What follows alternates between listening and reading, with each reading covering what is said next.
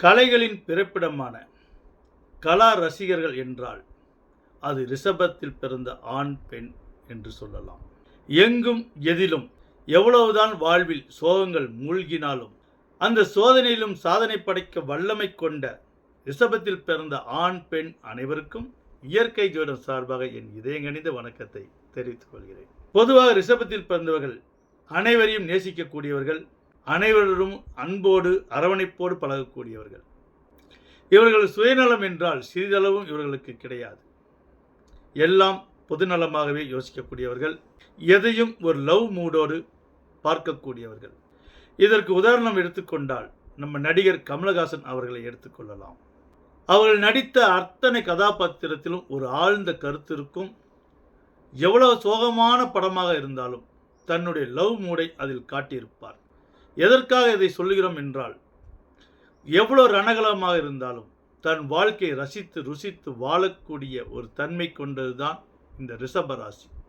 அதற்காகத்தான் ஒரு படத்தையும் ஒருவருடைய கதாபாத்திரத்தையும் எடுத்து வரைக்கிறது இயற்கை ஜோதிடம். ஏனென்றால் ஒரு விஷயத்தை மக்களுக்கு தெளிவாக எடுத்து வரைக்க வேண்டும் என்றால் சினிமா பாணியில் எடுத்து வரைத்தால்தான் மக்களுக்கு டக் என்று புரிகிறது. அதற்காகத்தான் கமலஹாசன் அவர்களை எடுத்து வரைத்தோம். அவர் நடித்த அத்தனை படத்திலும் ஒரு ஆழ்ந்த கருத்து நிச்சயம் இருக்கும். அதே போல ரிஷபத்தில் பிறந்தவர்கள் எது செய்தாலும் ஒரு ஆழ்ந்த கருத்து இருக்கும். ஆனால் பார்ப்பதற்கு ஒரு விளையாட்டு பிள்ளை போல இருக்கும். தீராத விளையாட்டு பிள்ளை என்று ஒரு கதாபாத்திரம் இருக்கிறது என்றால் அது ரிஷபத்தில் பிறந்தவர்களுக்கு தான் என்று எடுத்துக்கொள்ள வேண்டும். இந்த ரிஷபத்தில் 2 பெண் கிரகங்கள் ஆட்சி கொண்டிருக்கிறது. ஒன்று சந்திர கிரகம் உச்சமடையக்கூடிய நிலையும், இன்னொன்று சுக்கிர பகவான் ஆட்சி பெறக்கூடிய நிலையும் இந்த ரிஷபத்தில் தான் உள்ளது.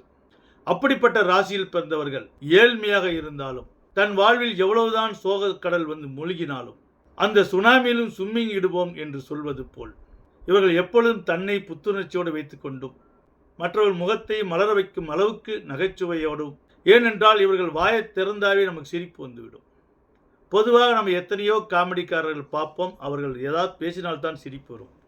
ஆனால் வடிவேல் முகத்தை பார்த்தாலே போதும், கக்கபுக்க என்று எல்லாரும் சிரித்து விடுவார்கள். அந்த மாதிரி இந்த ரிஷபத்தில் பிறந்த ஆணாக இருக்கட்டும் பெண்ணாக இருக்கட்டும், இவர்களை பார்த்தாலே மற்றவர்களுக்கு சந்தோஷம் வந்துவிடும். அந்த மை தீட்டிய கண்கள், இயற்கையாகவே இவர்களுக்கு மை பூசாமலே, இவர்கள் அரிதாரத்தை பூசவே தேவையில்லை. அரிதாரம் என்றால் மேக்கப்.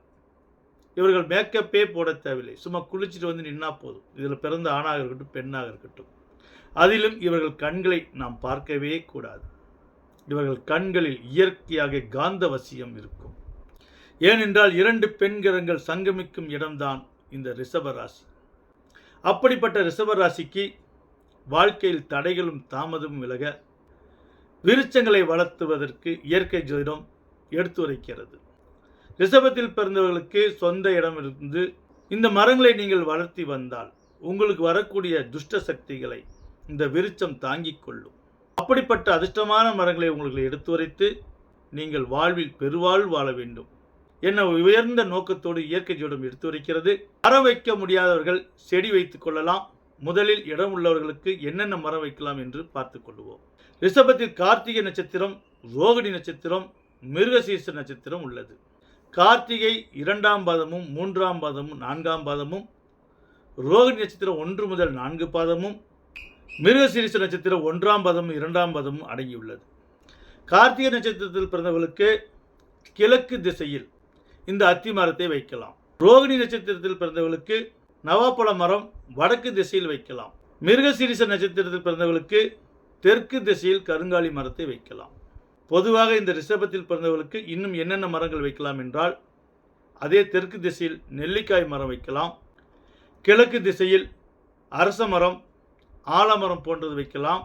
வடக்கு திசையில் மாமரம், வில்வ மரம், விலாமரம் கூட வைக்கலாம். வில்வ மரம் தெற்கு திசையில் வைப்பது உகந்தது. இடம் வசதி உள்ளவர்கள் இந்த மரங்களை வளர்த்து உங்களுக்கும் உங்கள் குடும்பத்திற்கும் துஷ்ட சக்தி அண்டாமல் பார்த்து கொள்ளுங்கள். மரம் என்பது சாதாரண விஷயம் அல்ல. மரம் என்றால் விருட்சம் என்று சொல்லியிருக்கிறது. விருட்சம் என்றால் விருத்தி என்று தெரிந்து கொள்ளுங்கள். விருத்தி என்றால் உற்பத்தி என்று தெரிந்து கொள்ளுங்கள். ஒரு விஷயம் நமக்கு சாதகமானது என்றால் அந்த சொல்லில் இவைகளெல்லாம் அடங்கும். உங்களுக்கு சாதகமாக இந்த மரங்கள் எப்பொழுதும் உங்களுடைய பாதுகாப்புக்காகவே இருக்கும். ஆக அவரவர் நட்சத்திரக்குரிய மரங்களையும் அதை சார்ந்த மரங்களையும் வளர்த்து வந்தால் மிகப்பெரிய நன்மைகள் உங்களுக்கு கிடைக்கும். என்றும் உங்கள் வீட்டில் செல்வங்கள் வற்றா நிலை ஏற்படும். மரங்கள் வைக்க முடியவில்லை, நாங்கள் வாடகை வீட்டில் தான் இருக்கோம் என்றால் உங்களுடைய நட்சத்திர மரங்களையாவது ஒரு தொட்டியில் வளர்த்தி கொள்ளுங்கள். அவரவர் நட்சத்திரக்குரிய மரம் ஒரு சிறு தொட்டிலையாவது நீங்கள் வளர்த்தி விட வேண்டும். ஏனென்றால் ஒரு மரம் வளர்ப்பது என்பது நாட்டுக்கு மட்டும் நல்லதல்ல, உங்களுடைய வீட்டுக்கும் உங்கள் வீட்டில் உள்ள உறுப்பினர்களுக்கும் மிக மிக நன்மையாக அமையும். எங்களுக்கு நாங்கள் ஒரு அப்பார்ட்மெண்ட்டில் இருக்கோம், செடி வைக்கிறதுக்கே எங்களுக்கு சுத்தமாக இடம் இல்லை என்று நினைப்பவர்கள் கவலைப்பட தேவையில்லை. இந்த மரங்கள் கொண்ட ஃபோட்டோ வாங்கி நீங்கள் ஒட்டி கொள்ளலாம். எந்தெந்த திசை சொன்னனோ அந்தந்த திசையில் அந்த மரங்கள் இருப்பது போல அந்த ஃபோட்டோ உங்களுடைய வீட்டில் உள்ளே ஒட்டி கொள்ளலாம். செடிகள் வைக்கிற அளவுக்கு உங்களுக்கு இடம் இருந்தால் என்ன மாதிரி செடிகள் நீங்கள் வைத்துக் கொள்ளலாம் என்றால், இதே மேசத்தில் உள்ள கார்த்திகை நட்சத்திரத்தில் பிறந்தவர்கள் செம்பருத்தி, சிவப்பு செம்பருத்தி வைத்துக் கொள்ளலாம். இந்த ரிஷபத்தில் உள்ள கார்த்திகை நட்சத்திரத்தில் பிறந்தவர்கள் வெள்ளை செம்பருத்தி செடி தான் வைத்துக் கொள்ள வேண்டும், சிவப்பு செம்பருத்தி வைக்கக்கூடாது. நட்சத்திரத்தில் பிறந்தவர்கள் நவாப்பழ மரம் வைக்க முடியவில்லை என்றால் ஒரு திராட்சை கொடியை வாங்கி நீங்கள் வைத்துக் கொள்ளலாம். முல்லைப்பூ செடி நீங்கள் வைக்கலாம். அதே போல் கார்த்திகையில் பிறந்தவர்களும் அந்த முல்லைப்பூ செடி வைத்துக் கொள்ளலாம். மிருகசீரத்தில் பிறந்தவர்களும் அந்த முல்லைப்பூ செடி வைத்துக் கொள்ளலாம். ஆக 3 நட்சத்திரத்தில் பிறந்தவர்களும் தெற்கு திசையில் அரைநெல்லிக்காய் மரமாவது வைக்கணும். இது ஆர்ட்ஸ் ஃபோட்டோ வைக்கலாம் அல்லது டிஜிட்டல் ஃபோட்டோவாக கூட வைக்கலாம். எந்த ஃபோட்டோ வேணால் வைக்கலாம். நம்ம மனம் அதை பார்க்கும் பொழுது அது ஒரு மரங்களாக நினைத்து பார்க்க வேண்டும். ஆக இட வசதி உள்ளவர்கள் உங்கள் நிலத்தில் அந்த மரத்தை வளர்த்தி வாங்க. இடம் ஓரளவுக்கு இருக்கிறவங்க தொட்டியில் வச்சு வளர்த்தி வாங்க. எல்லா மரத்தையும் வைக்க முடியவில்லை என்றாலும் நட்சத்திர மரமாவது வைத்துக் கொள்ளுங்கள். உங்களுடைய நட்சத்திர மரம் மீண்டும் சொல்லுகிறோம், கார்த்திகையில் பிறந்தவர்களுக்கு அத்தி மரம், ரோகிணியில் பிறந்தவர்கள் நவாப்பழ மரம், மிருகசீரத்தில் பிறந்தவர்களுக்கு கருங்காலி மரம். இதை தொட்டிலாக வளர்த்துங்கள். இல்லை என்றால் அதனுடைய ஃபோட்டோவாவது நீங்கள் ரொம்ப இடமே இல்லாமல் ரொம்ப குறுகிய இடத்துல நீங்கள் வாழக்கூடியவங்களாக இருந்தீங்கன்னா அதனுடைய ஃபோட்டோவாவது வாங்கி வைங்க. இந்த வீடியோ உங்கள் கண்ணில் எப்போ படுகிறதோ அன்று முதல் இதை வாங்கி வைத்து கொஞ்ச நாள் வெயிட் பண்ணுங்கள். எப்படி இருக்குது என்று கமெண்ட்டில் சொல்லுங்கள்.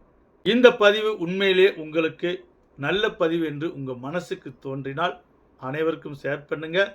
கலைகளின் பிரம்மாக்களான ஓவியக் கலைகளின் தலைவனாக பிறந்த ரிஷபத்தில் பிறந்த ஆணுக்கும் பெண்ணுக்கும் மீண்டும் என் நெஞ்சார்ந்த வணக்கத்தை தெரிவித்துக் கொள்கிறேன்.